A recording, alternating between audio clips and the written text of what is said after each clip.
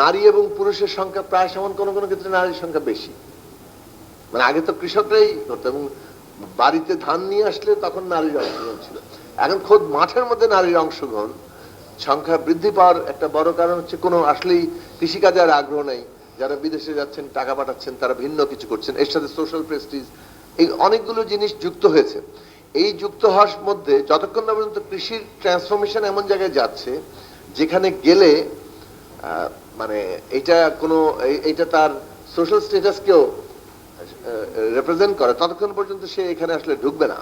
এই ঢোকার পুরো পরিবেশটা তৈরি করা দরকার যাতে করে অ্যাগ্রো প্রসেসিং এখন গ্রাম পর্যন্ত যায় এবং সেইটা যাওয়ার জন্য উপযোগী আরো যে পুরো একটা চেইন আছে সেটাকে আমরা আসলে তৈরি করতে সক্ষম হই।